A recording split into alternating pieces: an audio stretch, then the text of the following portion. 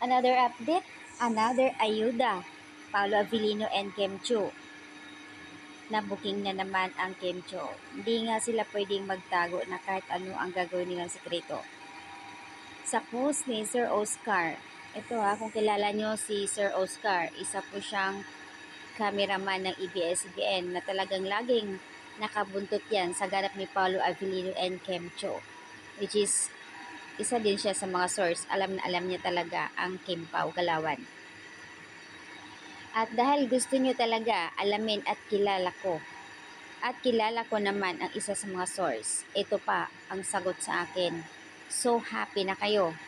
Ito ba ang gusto niyo na marinig? Sige. Ang tanong, hinatid nga ba ni Pao si Kimi sa palabas? Nag-thumbs up.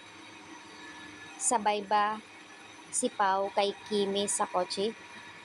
Yes, sumabay si Pao sa kotse ni Kimi. So meaning, hindi nagkotse si Pao, sumabay siya kay Kimi. Wow, ikaw na talaga, Sir Oscar. Hulog ka ng langit para sa mga Kim Pao fans.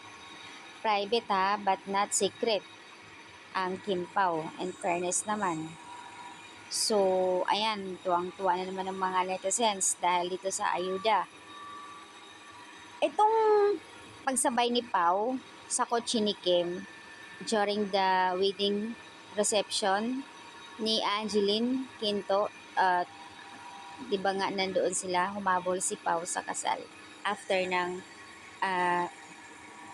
black screening ni Pao. So humabol si Pao sa kasal, kaya siguro nagpahatid lang, and then pagbalik, yun na nga, sumakay na nga raw kay Kim.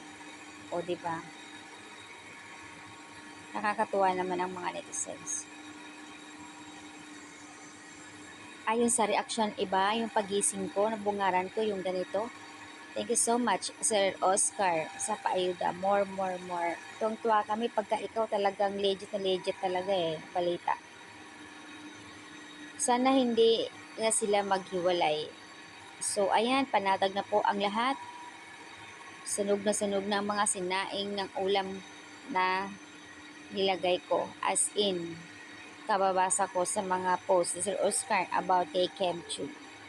Yes, ito ang tunay na Kim Pao na talagang nakaka-score kami.